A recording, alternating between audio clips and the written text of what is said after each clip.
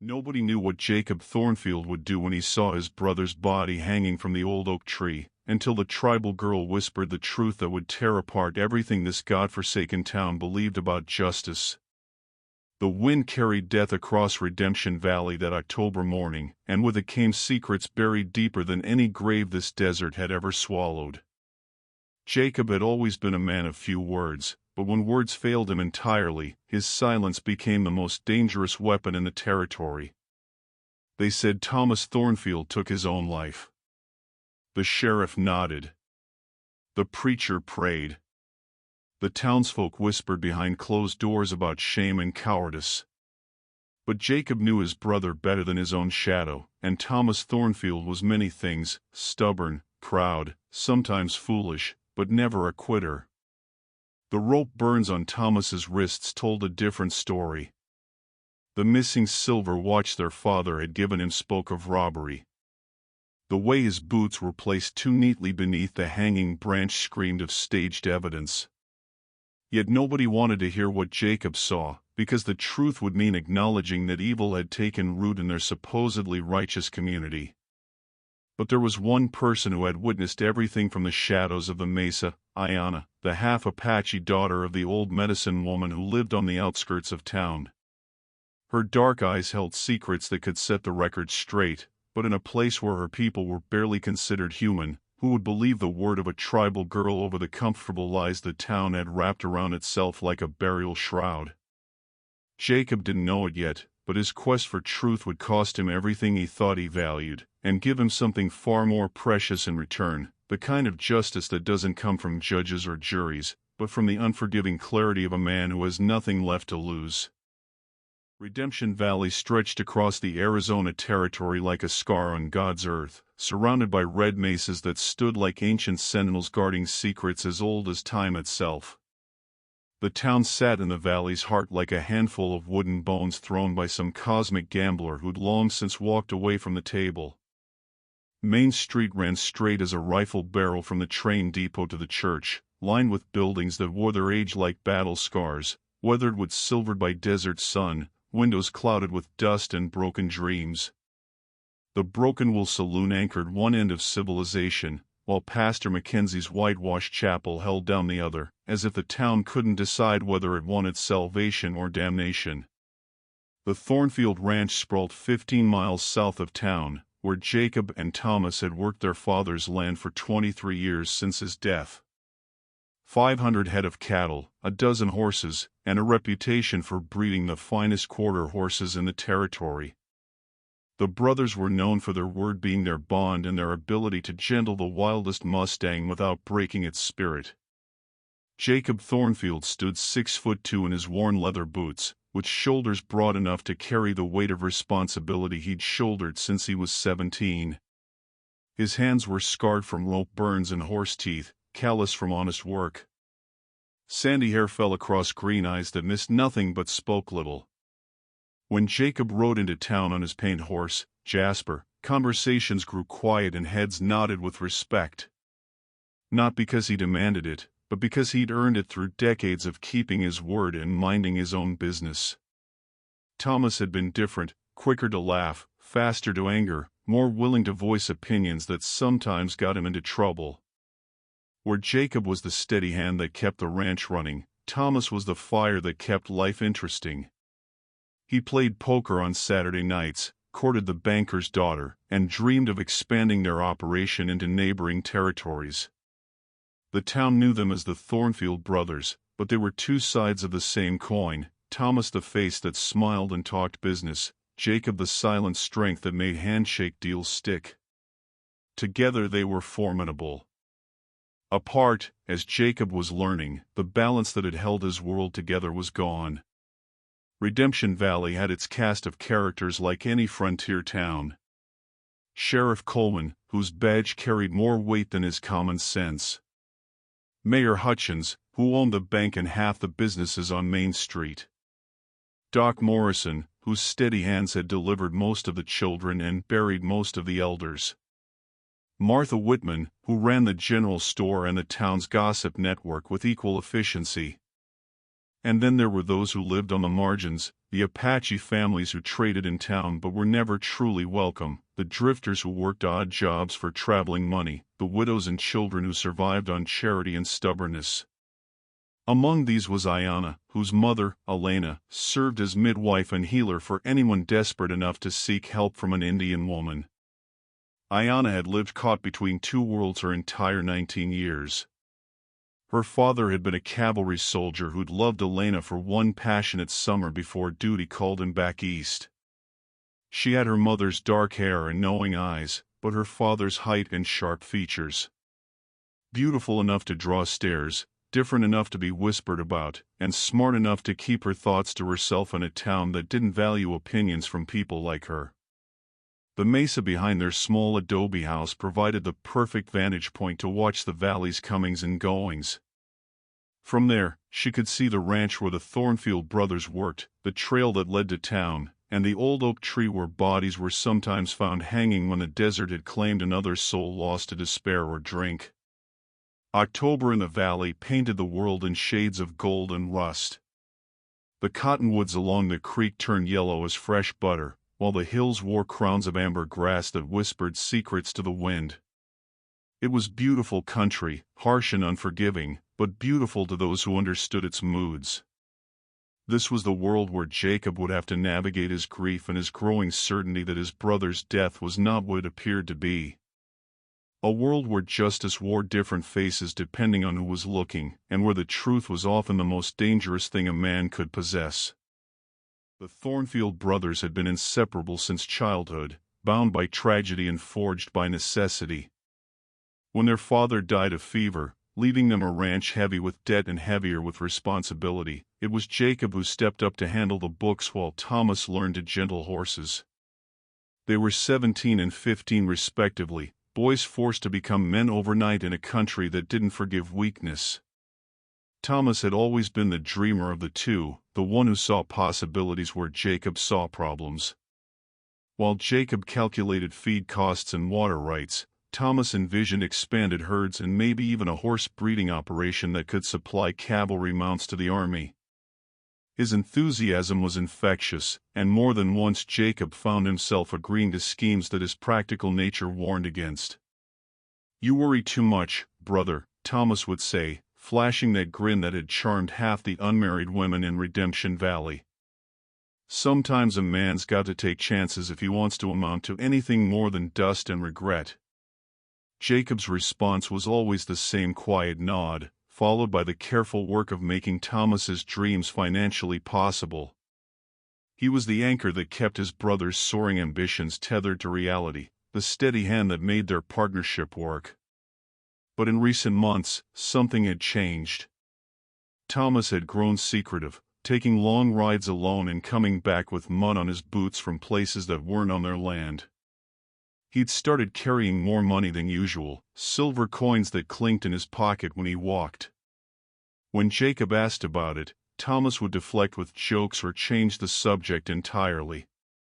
The tension had started small, like a pebble in a boot that becomes more irritating with every step. Thomas began questioning Jacob's conservative approach to expansion, suggesting they could afford risks that Jacob knew would bankrupt them. Their evening conversations, once easy exchanges about the day's work, became careful negotiations around topics Thomas didn't want to discuss. "We could buy the Henderson place," Thomas had suggested just 2 weeks before his death. "Old man Henderson's widow wants to sell, move back east to live with her sister." Jacob had looked up from the ledger where he was recording their expenses. "With what money, Thomas?" "We've got enough saved for winter feed and maybe new tack come spring, but that's it." "What if I told you there might be other opportunities coming our way? Chances to make real money, not just enough to scrape by." The evasiveness in Thomas's voice had set off warning bells in Jacob's mind. "I'd say you better explain what you mean by opportunities before we start counting money we don't have." But Thomas had just smiled that charming smile and changed the subject, leaving Jacob with a growing unease that settled in his stomach like bad water. The town had begun to notice the change too. Sheriff Coleman mentioned that Thomas had been seen riding near the territorial border at odd hours. Mayor Hutchins casually asked Jacob if the brothers were planning any new business ventures. Even Martha Whitman, usually the soul of discretion when it came to her customers' affairs, had hinted that Thomas seemed to have more spending money lately. Jacob had started watching his brother more carefully, noting the way Thomas's eyes would dart away during conversations, the way he'd grown jumpy at unexpected sounds. It reminded Jacob of horses that had been spooked by something they couldn't identify, alert, nervous, ready to bolt. The evening before Thomas died, they'd had their worst argument ever. Thomas had come home late, his clothes dusty and his manner evasive. Jacob was waiting in the kitchen, having spent the day discovering that someone had been going through their father's old papers in the back room. "Looking for something specific?" Jacob had asked, keeping his voice level despite the anger building in his chest. Thomas had frozen in the doorway, guilt written across his features like words on a page. "Just remembering things. You know how it is." "No, I don't know how it is." "Tell me." For a moment, it seemed like Thomas might finally explain everything. His shoulders sagged and he opened his mouth as if to speak. Then something shifted in his expression, hardening into stubborn defiance. "Some things are better left alone, Jacob. Some opportunities come with risks, but they also come with rewards that could change everything for us." "What opportunities? What risks?" "Thomas, if you've gotten mixed up in something dangerous." "I'm not a child." Thomas had exploded, his voice echoing off the kitchen walls. "I don't need my big brother treating me like I can't handle my own business." Jacob had stood slowly, his own temper finally showing. "When your business affects our ranch, our livelihood, everything we've built together, then it becomes my business too." They'd stood facing each other across the kitchen table, 23 years of brotherhood hanging in the balance. Finally, Thomas had turned away. "You wouldn't understand," he'd said quietly. "You've always been content with just getting by, just surviving. But I want more than that. I want something that matters." Those were the last words Thomas ever spoke to his brother. The next morning, Jacob had ridden out early to check the south pasture, and when he returned that evening, Sheriff Coleman was waiting with news that would shatter everything Jacob thought he knew about his life. The sheriff's words still echoed in Jacob's memory. "Found your brother this morning, Jacob. I'm sorry. Looks like Thomas took his own life. Hanged himself from the old oak tree on Miller's Creek." But Jacob knew, with the certainty that comes from a lifetime of reading sign and understanding the language of violence, that his brother hadn't killed himself. The question that haunted him now was simple and terrible: who in Redemption Valley had wanted Thomas Thornfield dead, and why? The answer, when it came, would reveal that the quiet valley held secrets darker than any October night, and that sometimes the price of truth is everything a man holds dear. Jacob first saw his brother's body at dawn, hanging from the ancient oak that had witnessed a century of desert storms. The morning light filtered through autumn leaves, casting dancing shadows across Thomas's still form like nature's own funeral shroud. Sheriff Coleman was already there, along with Doc Morrison and 2 townsmen who'd found the body while checking their cattle. "Don't come any closer, Jacob," the sheriff called out, but Jacob was already moving, his trained eye taking in details that the others had missed or chosen to ignore. The rope was new, too new for a man planning suicide for any length of time. Thomas's boots sat neatly side by side beneath the tree, but Jacob knew his brother well enough to know that Thomas never took his boots off outdoors, not even to sleep. His hands bore rope burns around the wrists, faint but visible to someone who knew what to look for. Most telling of all, their father's silver pocket watch was missing, the one Thomas wore every day of his life, the one he'd sworn he'd be buried with. "Looks like he couldn't live with whatever was eating at him," Doc Morrison said quietly, pulling a sheet over Thomas's face. "Been seeing signs of it for weeks." Man gets desperate enough, sometimes this seems like the only way out. Jacob stood silent, his hands clenched at his sides. Every instinct screamed that this was wrong, that his brother had been murdered and the scene staged to look like suicide. But when he opened his mouth to voice his suspicions, Sheriff Coleman's expression warned him that such talk wouldn't be welcome. "I know this is hard, Jacob," the sheriff said, placing a heavy hand on his shoulder. "But sometimes we don't know people as well as we think we do." Thomas had been acting strange lately, spending money he shouldn't have had, writing places he had no business being. Maybe the weight of whatever he was involved in just got too heavy to carry. The funeral was held 3 days later in Pastor Mackenzie's church, with half the town in attendance. Jacob sat in the front pew, listening to words about God's mercy and the tragedy of despair, while his mind churned with unanswered questions. He watched faces in the crowd, looking for signs of guilt or satisfaction, but saw only the carefully composed expressions of people attending a socially required event. Thomas was buried in the valley cemetery, beneath a simple wooden cross that bore his name and dates. Jacob stood alone at the graveside long after the other mourners had returned to their daily routines, promising his brother's memory that the truth would come to light, whatever the cost. The days following the funeral blurred together in a haze of grief and growing anger. Jacob went through the motions of running the ranch, but his heart wasn't in the work. He found himself riding aimlessly across the desert, following trails that led nowhere, searching for answers that seemed to evaporate like morning mist. The town treated him with the careful courtesy reserved for the bereaved, but Jacob sensed undercurrents he'd never noticed before. Conversations stopped when he entered the general store. Eyes avoided his when he passed on the street. It was as if Thomas's death had somehow tainted him by association, made him suspect in ways he didn't understand. One evening, while cleaning out Thomas's belongings, Jacob discovered that several items were missing beyond the pocket watch. A leather journal Thomas had kept sporadically, some letters from their father, and a small wooden box that had contained mementos from their childhood. Someone had been through Thomas's possessions, taking things that would mean nothing to a casual thief but everything to someone who needed to hide evidence. The realization that his brother's murderer had walked through their home, touching Thomas's belongings and stealing his memories, filled Jacob with a cold rage that settled deep in his bones.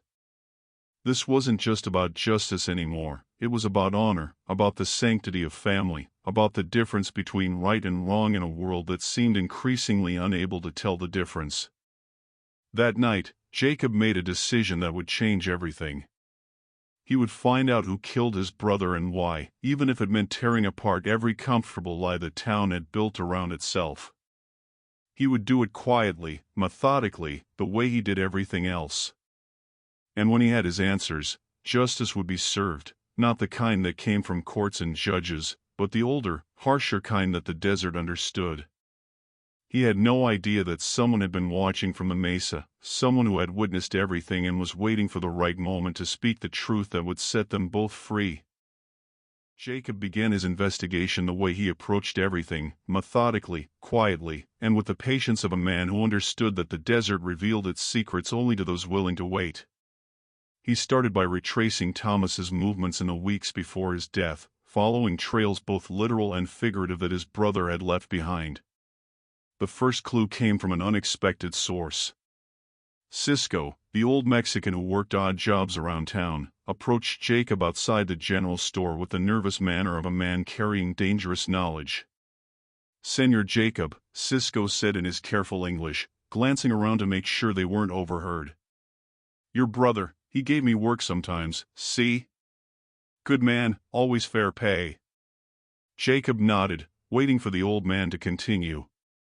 "Last month, he asked me about trails to the territorial border. Old trails, ones the Apache used before the soldiers came. I tell him, but..." Cisco's weathered face creased with worry. "I think maybe I should not have told him. Men who ask about those trails, they usually running from something, or running to something they should leave alone." "What kind of trails?" Jacob asked. Smuggling trails, senor. From before the war, when men moved things across the border that the government did not want moved. Your brother, he asked specific questions about where those trails end up on the other side. Jacob felt something cold settle in his stomach. Smuggling meant contraband, and contraband meant dealing with dangerous men who wouldn't hesitate to kill to protect their operations. That evening, Jacob rode out to the area Cisco had described, following barely visible paths that wound through arroyos and over rocky ground that would leave few tracks. What he found confirmed his worst fears: recent horse tracks, cigarette butts that weren't from any brand sold in Redemption Valley, and cached supplies hidden in rock crevices. Someone was running a smuggling operation through their territory, and Thomas had somehow gotten involved. The next piece of the puzzle came from an unlikely source. Jacob was shoeing a horse in his barn when he heard soft footsteps behind him. He turned to find Ayanna standing in the doorway, her dark eyes serious and watchful. "You were looking for answers about your brother," she said without preamble. It wasn't a question. Jacob straightened, studying her face. "What makes you think that?" "Because you ride the same trails he rode before he died. Because you ask the same questions he asked. And because—" She hesitated, then seemed to come to a decision. "Because I saw what happened that night." The words hit Jacob like a physical blow. "You saw who killed him?" Ayanna stepped into the barn, her movements as quiet as a cat's. "I was on the mesa, gathering night-blooming plants for my mother's medicines. The old oak tree is visible from there when the moon is bright. I saw 3 men bring your brother to that tree. I saw them put the rope around his neck. And I saw who led them." "Who?" Jacob's voice was barely a whisper. "Sheriff Coleman." The revelation struck Jacob speechless. Sheriff Coleman, who had been the first to declare Thomas's death a suicide. Coleman, who had warned Jacob away from looking too closely at the evidence. Coleman, who had the authority to cover up a murder and make it disappear into the official records as a self-inflicted death. "Why haven't you told anyone?" Jacob asked. Ayanna's laugh was bitter. "Who would believe the word of an Indian girl against the sheriff? Who would even listen? My people have learned that speaking truth to white men's justice often leads to more graves, not fewer." Jacob understood her point, but the knowledge burned in his chest like acid. "Will you tell me what you saw?" "Everything." For the next hour, Ayanna recounted the events of that terrible night. She had watched Thomas being brought to the tree, already unconscious or dead. She had seen Coleman directing 2 other men, one tall and thin, one shorter and stockier, as they staged the scene. She had heard Coleman say something about keeping the operation safe and one less problem to worry about. There was something else, Ayanna added. "Before they left, the sheriff took something from your brother's body. Something small that caught the moonlight." "His pocket watch," Jacob said grimly. "Perhaps." They also searched him thoroughly, like they were looking for papers or something he might have hidden. The picture was becoming clearer, and it was uglier than Jacob had imagined. Thomas had somehow discovered Coleman's involvement in the smuggling operation and had either tried to blackmail him or threatened to expose him. Coleman's response had been swift and brutal: eliminate the threat and make it look like suicide. But Jacob still needed more proof than the testimony of a witness no court would accept. He needed evidence that would force the truth into the open, even if Coleman controlled the official investigation. Over the following weeks, Jacob became a ghost, moving through the town and countryside with purpose but without drawing attention. He learned that Coleman owned property near the border that he had never declared to the town council. He discovered that several recent suicides in neighboring counties followed the same pattern as Thomas's death. He found out that Coleman had been making regular trips to El Paso, supposedly on official business, but always returning with more money than a sheriff's salary could account for. The deeper Jacob dug, the more dangerous his situation became. He began noticing that he was being watched, that conversations stopped when he approached, that people who had known him all his life now treated him with nervous suspicion. Coleman was spreading word that grief had made Jacob unstable, that his wild theories about Thomas's death were the product of a mind unable to accept tragic reality. One evening, Jacob found horse tracks around his house, evidence that someone had been watching his property. The next morning, one of his prize horses was found dead in its stall, apparently from colic, but Jacob suspected poison. The message was clear: stop digging, or face the same fate as Thomas. But Jacob had passed the point where threats could deter him. He had evidence now, witnesses like Cisco and Iona who could corroborate parts of his story, and most importantly, he had a plan. It would require timing, courage, and a willingness to risk everything he had left in the world. The truth about Thomas's death was going to come out, whether Sheriff Coleman liked it or not. And when it did, Jacob intended to make sure that justice, real justice, not the corrupted version Coleman represented, would finally be served.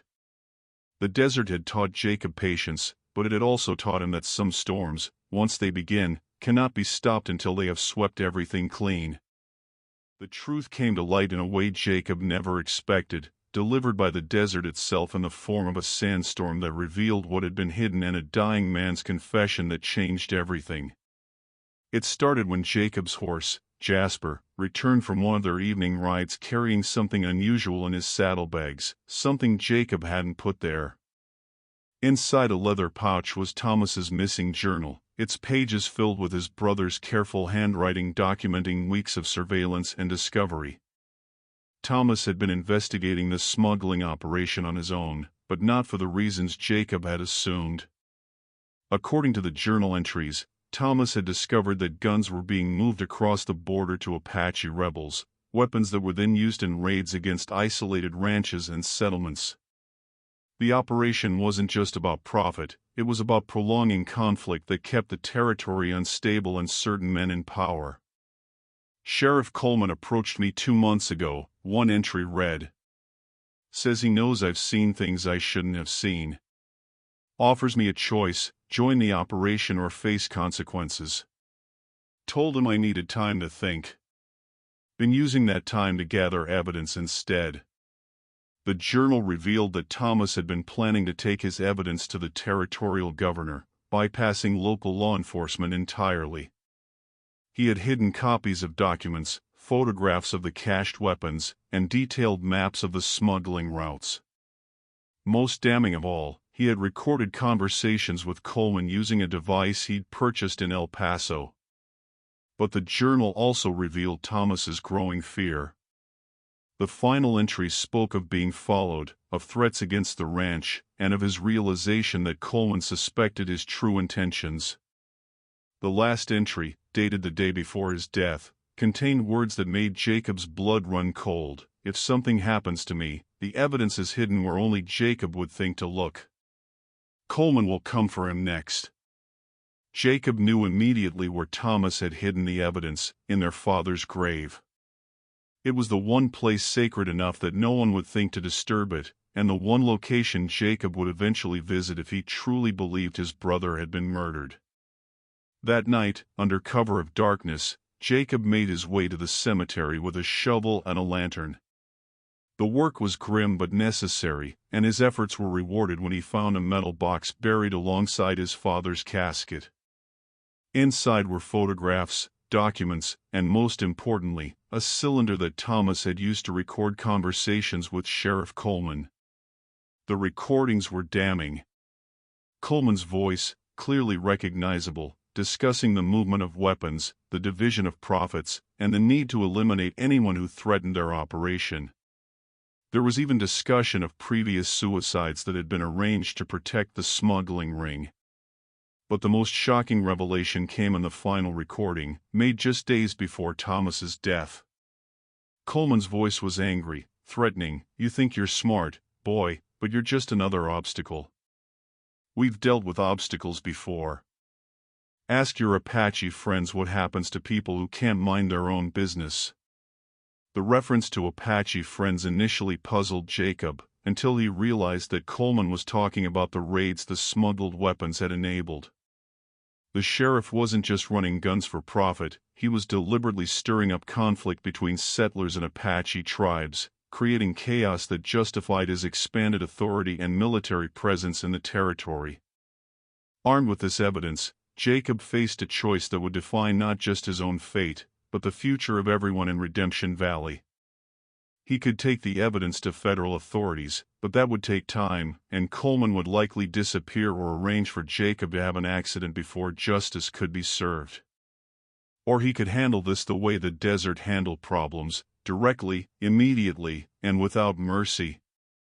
The decision was made for him when he returned home to find Ayanna waiting in his barn, her face pale with fear and urgency. "They know," she said simply. "Coleman knows you've been investigating. I heard him talking to his men. They're coming for you tonight, and they're coming for me too. He knows I saw what happened to Thomas." Jacob looked at the evidence in his hands, then at the young woman who had risked everything to help him find the truth. The time for careful investigation was over.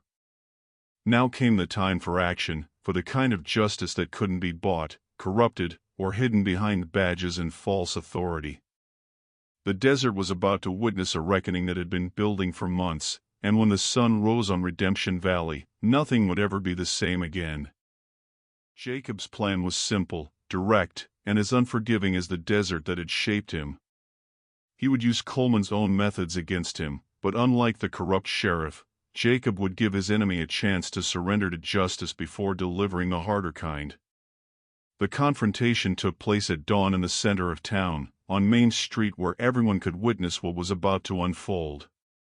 Jacob had spent the night making copies of Thomas's evidence and distributing them to key people: Doc Morrison, Pastor Mackenzie, Martha Whitman at the general store, and even the telegraph operator with instructions to send copies to the territorial capital if anything happened to Jacob. When Sheriff Coleman emerged from his office that morning, expecting to arrest Jacob for disturbing the peace and making wild accusations, he found the entire population of Redemption Valley gathered in the street. Jacob stood in the center of the crowd, holding a wooden box that Coleman recognized with growing horror. "Morning, Sheriff," Jacob said, his voice carrying clearly in the desert air.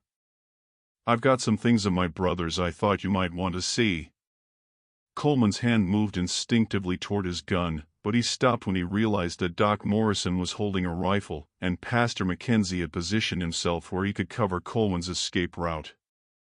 The townspeople might not have believed Jacob's accusations at first, but they had read Thomas's journal and heard the recordings. The evidence was overwhelming. "Now, Jacob," Coleman said, trying to maintain his authoritative tone, "you're clearly upset about your brother's death, but making wild accusations isn't going to bring him back." "No," Jacob agreed. "But it might prevent you from killing anyone else." He opened the box and pulled out one of the photographs Thomas had taken, a clear image of Coleman supervising the loading of weapons into wagons bound for the border. The crowd murmured as the photograph was passed from hand to hand. "Thomas documented everything, Sheriff. The gun running, the murders you arranged, the Apache raids you enabled to keep the territory unstable. He even recorded your conversations." Jacob activated the recording device, and Coleman's voice filled the morning air, discussing the division of profits from gun sales and casually mentioning the accidents that would befall anyone who threatened their operation. As the recording played, Coleman's composure finally cracked. His face flushed red with rage and desperation, and his hand moved again toward his weapon. "You don't understand," he snarled. "This territory needs strong leadership. The government back east doesn't know what it takes to survive out here. Sometimes a man has to make hard choices to protect civilization." "Civilization?" Ayanna's voice cut through the crowd like a blade. She stepped forward, her dark eyes blazing with anger. "You sold weapons to raiders who killed innocent families. You murdered anyone who threatened your profits. You call that civilization?" Coleman's gaze fixed on her with hatred. "You should have minded your own business, girl. Your kind always causes trouble when you don't know your place." It was the wrong thing to say to a crowd that had just learned how thoroughly they'd been betrayed. The townspeople pressed closer, their mood shifting from curiosity to anger to something more dangerous.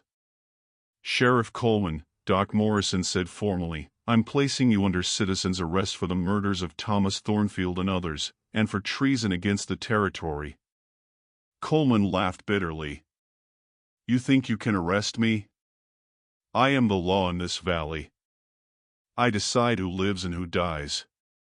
He drew his gun, but Jacob was faster. The single shot echoed off the buildings like thunder, and Coleman crumpled to the dusty street, his weapon unfired. Jacob stood over him, smoking Colt still in his hand, his face as impassive as stone. "No," Jacob said quietly. "The law decides. And sometimes the law needs help remembering what justice looks like." Coleman died within minutes, his last words a curse directed at Jacob and everyone who had turned against him. As Doc Morrison pronounced him dead, Jacob felt something he hadn't experienced since Thomas's funeral: peace. The evidence Jacob had gathered led to the arrest of Coleman's accomplices and the dismantling of the entire smuggling operation. The Apache raids ceased when the flow of weapons stopped, and the territory began the slow process of healing from years of manufactured conflict. Jacob never spoke publicly about what he had done, but he didn't need to. The desert had claimed another predator, and the balance had been restored. 6 months later, Jacob Thornfield stood beside his brother's grave as the sun set over Redemption Valley, painting the desert in shades of gold and crimson. The simple wooden cross had been replaced with a proper headstone, engraved with words that told the truth: "Thomas Thornfield, beloved brother, died seeking justice, found peace and truth." The valley had changed in the months following Coleman's death. A new sheriff had been appointed by the territorial government, a man whose reputation for honesty preceded him. The Apache families who had been marginalized for so long found themselves welcomed into the community's business dealings. Most significantly, the culture of secrets and whispered accusations that had poisoned the town's atmosphere was gradually being replaced by something healthier. Ayanna had become an integral part of this healing process. Her testimony about what she had witnessed had been crucial in exposing the full extent of Coleman's corruption, and her courage in speaking truth to power had earned her respect from people who had previously dismissed her as an outsider. She now worked openly as a translator and mediator between the Apache community and the townspeople, building bridges that had never existed before. "I brought you something," she said, approaching Jacob with a small leather pouch in her hands. Inside was their father's silver pocket watch, its surface tarnished but its mechanism still keeping perfect time. Coleman had kept it as a trophy, but it had been found among his possessions and returned to Jacob after the investigation concluded. "He would have wanted you to have it back," Ayanna said simply. Jacob accepted the watch with reverence, feeling the weight of memory and responsibility in his hands. He wound it carefully and held it to his ear, listening to the steady tick that connected him to his father's legacy and his brother's sacrifice. "Thomas always said that time was the one thing you couldn't buy, steal, or negotiate for," Jacob said, breaking his usual silence.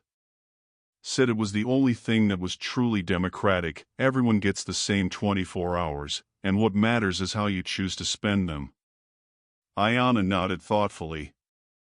"My mother says that the spirits of those who die seeking justice never truly rest until their truth is acknowledged. Thomas's spirit can rest now." As they stood together in the growing darkness, Jacob reflected on the lessons the past months had taught him. He had learned that silence could be a form of cowardice when it allowed evil to flourish unchallenged. He had discovered that justice wasn't always about courts and judges. Sometimes it required ordinary people to stand up and declare that certain lines could not be crossed without consequences. Most importantly, he had realized that the bonds of community were stronger than the corruption that had tried to destroy them. The people of Redemption Valley had chosen truth over comfortable lies, had chosen to support each other rather than allow fear to divide them. The ranch was thriving again, with Jacob implementing some of the expansion plans Thomas had dreamed of. But more than that, it had become a gathering place for people seeking honest dealings and straight talk in a world that often rewarded neither.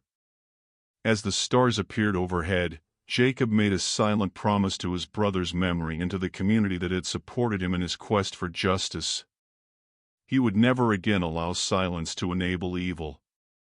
He would speak truth when it needed speaking, offer help when it was needed, and stand firm.